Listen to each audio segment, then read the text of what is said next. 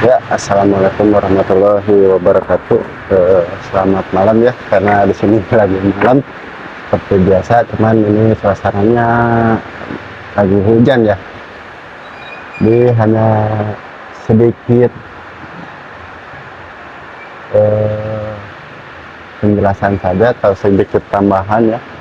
Di untuk ber apa ber- bertani ulat Hongkong ini susah susah gampang sekali sebetulnya ya. Jadi eh, sangat gampang perawatannya tapi dibanding ulat Jerman ya, jadi tidak sesulit ulat Jerman itu. Cuman ya yang saya katakan di video yang pertama ya, jadi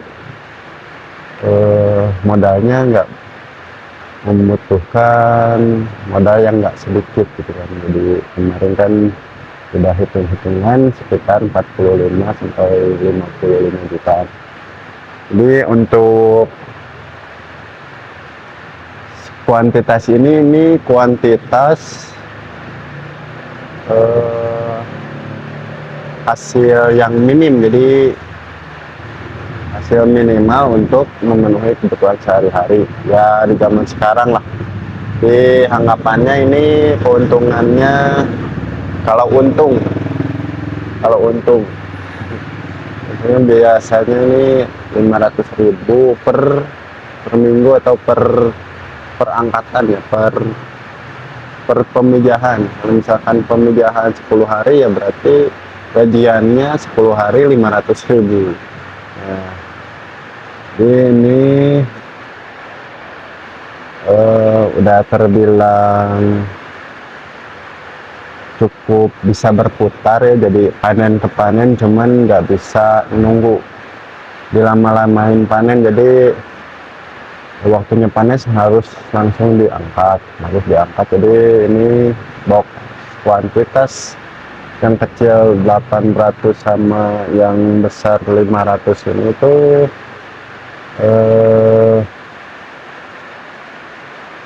pas-pasan gitu ya, jadi nggak bisa nunggu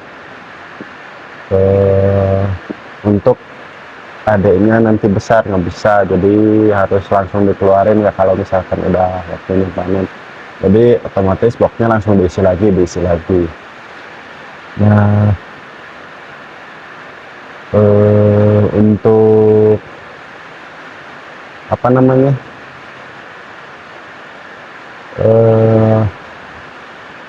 box ini sendiri di bingung ya menjelaskannya seperti apa ya. Jadi gimana ya,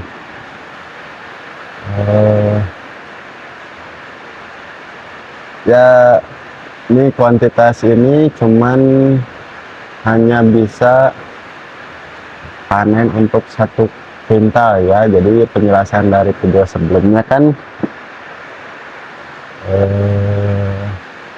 untuk bisa memenuhi kebutuhan sehari-hari itu cuma minimal panen 1 kuintal ya. Jadi kalau misalkan untuk bisa menabung ya harus diusahakan lebih dari 1 kuintal.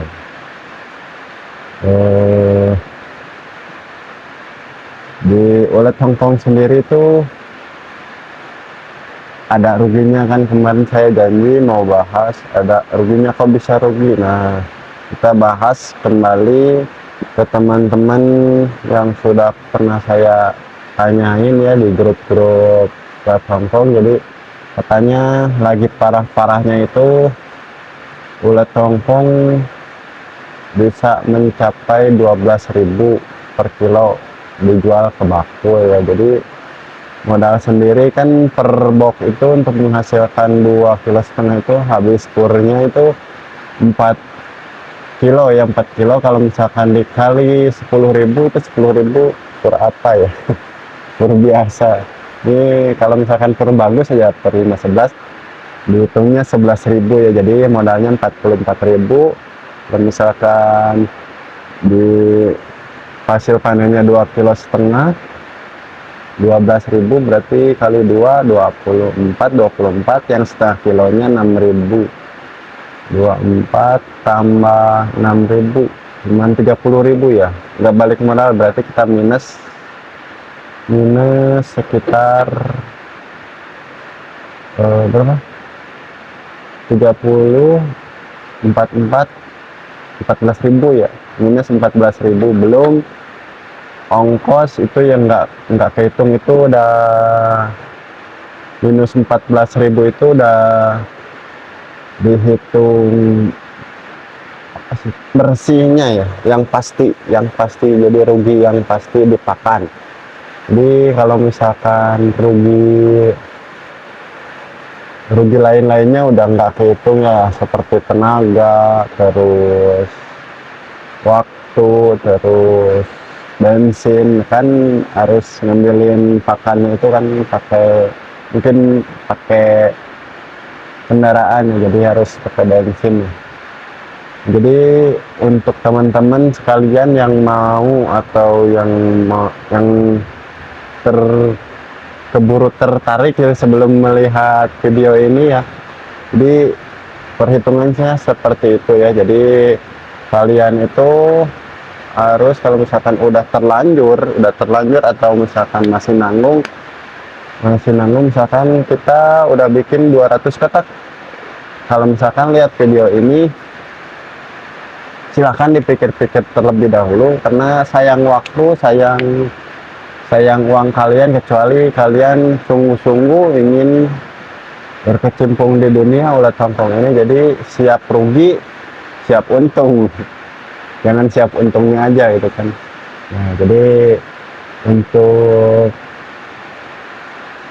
kalau misalkan yang ingin melanjutkan ya silahkan, lebih besar minimalnya ya punya kayak saya ini ya, sekitar 500 kotak box besar ukuran 60-80 sama ukuran 40-60, bisa di 800 kotak ya. Jadi totalnya semuanya sekitar 1.300 kotak, itu udah plus bibitan. Kalau bisa sih untuk bibitan itu pakainya box kontainer ya,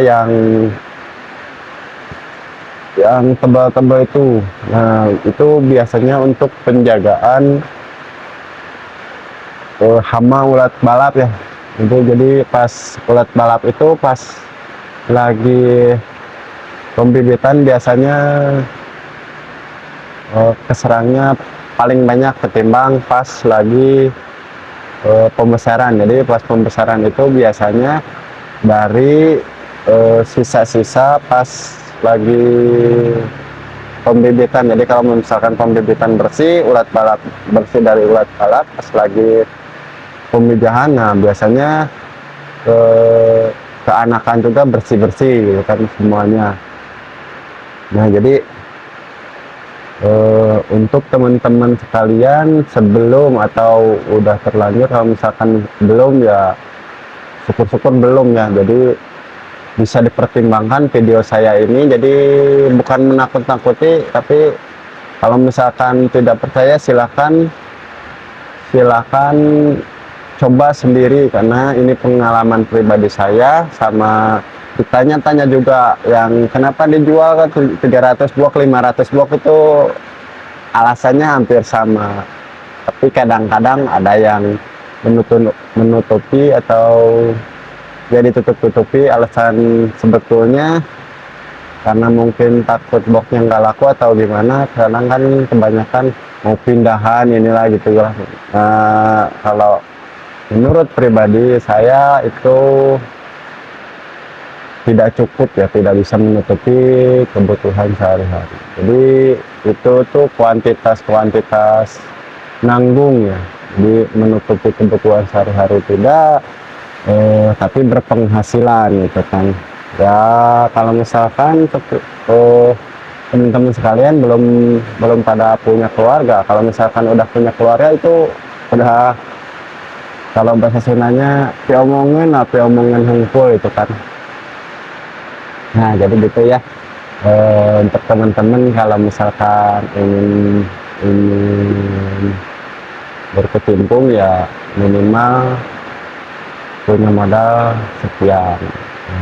Jadi persiapkan modalnya sebesar itulah ya, walaupun ya banyak ruginya. Jadi kenapa banyak ruginya? Biasanya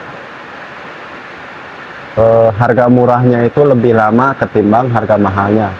Di harga standarnya itu ya sedang lah, harga ya normal. Jadi biasanya 1 tahun sekali itu pasti ada mahalnya, cuman biasanya sekitar 1 bulan lah puncaknya, itu sekitar 1 bulan lah biasanya ya. Jadi kalau misalkan 1 bulan cuma 4 kali panen, 4 kali kalau per minggu. Jadi kalau misalkan per 10 hari berarti kebagian 3 kali panen. Nah murahnya gimana? Murahnya itu biasanya lama, bisa nyampe 3 bulan, 2 bulan, itu paling sebentar sepertinya. Bisa 3 bulan atau 4 bulan, bisa jadi 5 bulan.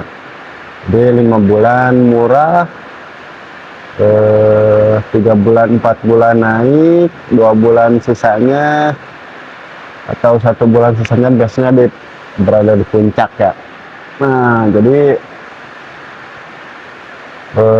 pahitnya seperti itu ya, jadi manisnya seperti itu juga. Jadi manisnya cuma sebentar, cuman biasanya 3 kali lipat dari harga minim, biasanya bisa jadi 4 kali lipat juga.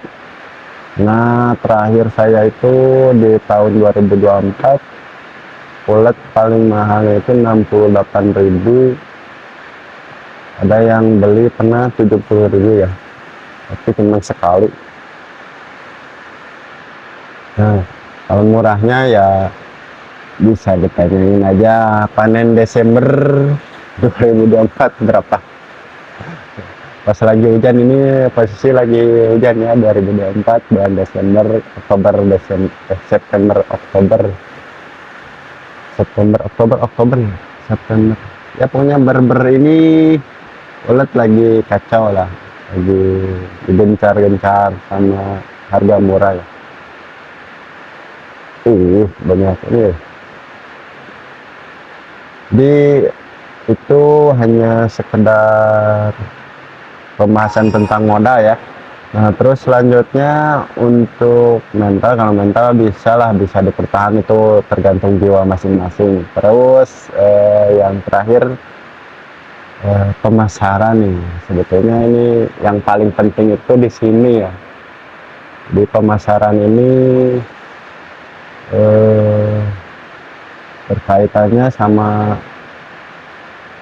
untung nggak untung ya. Jadi kalau misalkan rugi ya gimana ya, jadi agak sedih juga sih sebetulnya. Masa kita yang capek malah kita yang rugi gitu kan, yang untung itu cuman yang di atasnya gitu kan.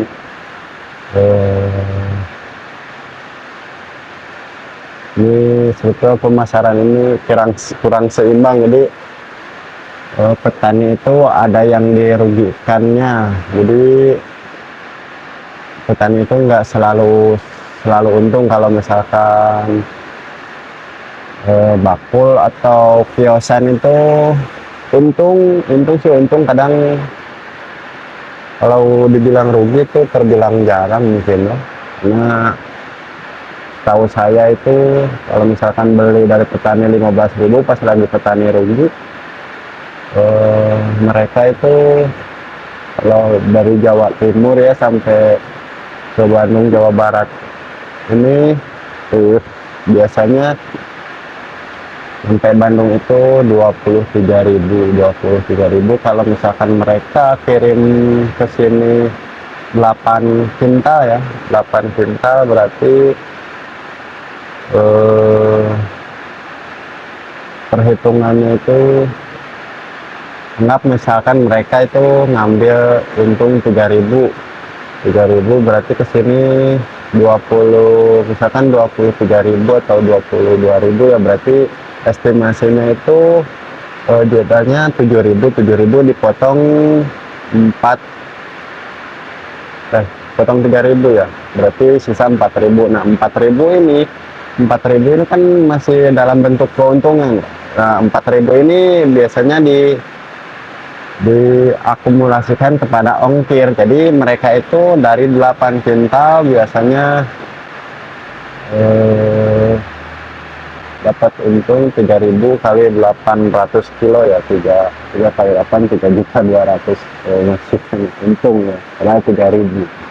Coba petani tapi tak apalah, jadi terserah mereka ya, jadi mungkin mereka juga kan tergantung kuantitas banyak atau enggaknya. Tapi ada temen yang gimana ya, yang saya tanya sekarang lagi murah-murahnya ya, terus dia bilang itu murah mahal itu nggak ngaruh sama kita. Nah itu kan, itu teman saya bakwo ya, bukan teman saya sih, jadi bakwo yang di luar kota industri ya, sebelah sana lah. Jadi bilangnya seperti itu, jadi murah sama mahal itu nggak ngaruh sama mereka, maksudnya nggak ngaruh itu sama mungkin sama keuntungannya. Jadi mungkin walaupun murah tetap mereka nggak rugi banyak, atau bisa jadi cuman untung sedikit gitu ya, nggak apa-apa, kayak nama toko saya ya. Untung sedikit toko online, tapi maaf lah. Jadi kemana aja, jadi ya mungkin seperti itu ya untuk pemasaran di apa namanya, di budidaya ulat tongkong ini ya. Di pas lagi untung ya untung, pas lagi rugi, kalau petani ya ada ruginya, jadi banyakkan ruginya ketimbang. Kalau dihitung sih untung sama rugi sama-sama ya, jadi perhitungannya dibagi 3, cuman yang untungnya petani yang paling tinggi itu dikurangi ke yang sedang, biasanya di perhitungannya kayak gitu ya. Jadi 4 berarti 8, berarti sedangnya itu sekitar 6 bulan. Di 6 bagi 10 ya, 6 bulan bagi 10 berarti 3 kali 6 18 kali sedang, biasanya kayak gitu ya. 4 kali rugi berarti 12 kali jual rugi. Lumayan juga ya, kalau misalkan 15.000 kali berapa box, misalkan satu kali angkatan ini misalkan 50 ya, lumayan kan, 15 kali 5 udah 750.000 dijual. Kali berapa minggu lah, berapa kali ini ya, lumayan kan 750.000, bukan lumayan lagi ya. Ya bagi kita itu 750.000 itu udah lumayan banyak ya. Jadi kalau di kelas bakul yang udah tahunan itu mungkin wah itu cetek mungkin ya. Tapi di kita ini petani pinggiran mungkin itu udah untung besar mungkin ya, kalau misalkan untuk 750.000 ya.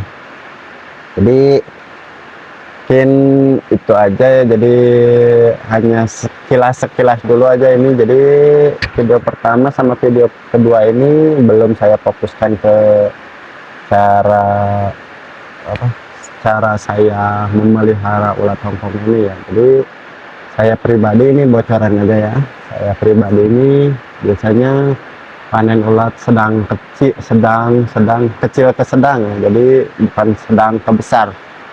Jadi kategorinya itu masih bisa masuk kemana-mana lah, jadi masih digemari lah, ukuran segini itu digemari ya, digemari banyak toko-toko. Jadi nggak begitu merugikan toko. Kan biasanya saya pribadi ya, eh, di toko misalkan lagi banjirnya kan pada kecil-kecil ya kan.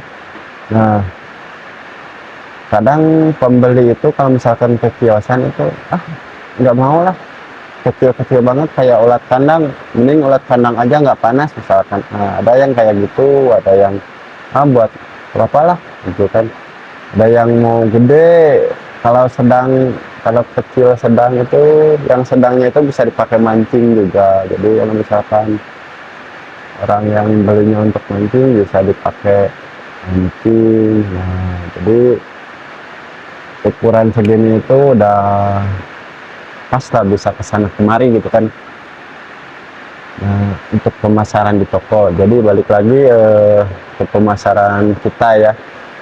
Jadi pemasaran kita ini eh, ada rugi, ada untung. Nah, jadi silahkan kalian kalau misalkan mau untung terus ya silahkan cari dulu kiosan, langsung ke kiosan aja. Jadi nggak usah ini, jadi kiosan itu minimal biasanya 25.000 itu, kalau misalkan kita jual 25.000 itu udah untung. Jadi kalau kiosan jarang sekali sebetulnya yang terima kiosan itu 25.000, jarang. Di rata-rata di harga, kalau di sini ya di Bandung rata-rata itu di harga 35, 40, bisa 30 juga sih kadang ya, 30. Jadi kebanyakan 35 lah kalau misalkan lagi banjir-banjirnya, 30 bisa jadi. Jadi bisa dimainkan juga untuk kuantitas. Jadi misalkan saya mau 25.000 ya silakan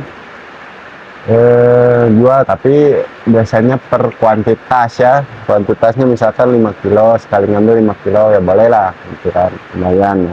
Jadi untungnya itu kan modalnya kan 44.000. Kalau misalkan 2,5 kilo dijual 25.000 itu udah 50 tambah 12.500, 60.000. Jadi untung dari satu box sekitar 20 ribuan ya. Jadi enggak, inilah adalah buat bensin gitu kan. Nah, jadi itu yaitu sebetulnya keuntungan itu tuh belum mencangkup bensin untuk cari pakan juga, itu kan harus dihitung sebetulnya ya. Jadi kalau misalkan saya pribadi hitungan jual 25.000 itu udah plus sebetulnya ya. Jadi nggak dapat untung sebetulnya. Jadi pas-pasan banget.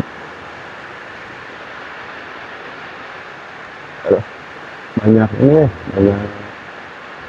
ini nanti biasanya masuk ke box. Banyak apa namanya, kalau di Sunda itu ramet truk ya. Jadi seperti itu ya. Untuk pemasaran ya kalian bisa geser-geser lah, kalau misalkan mau ditargetkan ke toko-toko ya usahakan di harganya sekian. Jadi kalian bisa ngitung sendiri, jangan kayak menjual ke bako. Kalau misalkan kalian nggak bisa ya udah nggak apa-apa, kita ngikutin bako aja. Jadi kalau misalkan kalau di bako itu rugi gitu kan. Kalau misalkan untungnya untung banyak kan. Kalau kiosan kita nggak bisa ngatur sebetulnya, jadi harus terus pantau harga. Kalau misalkan sama bako kan enaknya nggak usah pantau harga ya, jadi berjalan aja. Jadi pas lagi naik turun itu ngikutin doang. Kalau misalkan ke kiosan biasanya telat info, dan biasanya kalau misalkan ada yang pelanggan lain atau supplier lain masuk ke kios, biasanya dibobot lah gitulah. Jadi harganya itu disaingi lagi, lebih murah lagi, biasanya nanti jadi hancur ya biasanya. Nah, jadi itu terserah kalian untuk pemasaran. Jadi Nah, tapi harus ditargetin dulu. Jadi ini nih saya bulat mau ke sini gitu. Nah, itu karena poin pentingnya di situ ya. Jadi kita udah produksi banyak-banyak, masarinnya nggak tahu kemana. Nah kan itu lebih gila lagi kan. Ya, jadi untuk edukasi ya, untuk apa, edukasi hari ini mungkin cukup sampai ini aja ya. Jadi hanya sekedar tambahan aja ya. Jadi secara garis besar itu video yang pertama itu udah oke lah, cuman ini hanya sebatas tambahan. Nanti untuk video selanjutnya mungkin kita mulai dari proses awal, pokoknya proses awal dari proses pembibitan atau pembesaran pembibitan. Tapi sekarang lagi udah, saya sendiri udah pilih-pilih kepompong ya, jadi udah nggak ngebesarin lagi pembibitan. Itu ya mungkin di skip dulu aja itu ya. Nanti sampai ke panen nanti kita bahas ya, cara saya merawat lontong ini versi saya. Jadi inilah versi saya gitu kan. Jadi kalian bisa ikutin, bisa pilih yang cara yang terbaiknya. Jadi bisa cari ilmu lagi di tempat lain, cuman ini hanya sebatas gambaran. Video pertama, video kedua itu hanya sebatas gambaran ya, hanya sebatas gambaran. Gimana sih ya, jadi seperti itu ya. Jadi bisa dipertimbangkan kembali ya. Wassalamualaikum warahmatullahi wabarakatuh ya. Cukup sekian ya, subscribe dulu.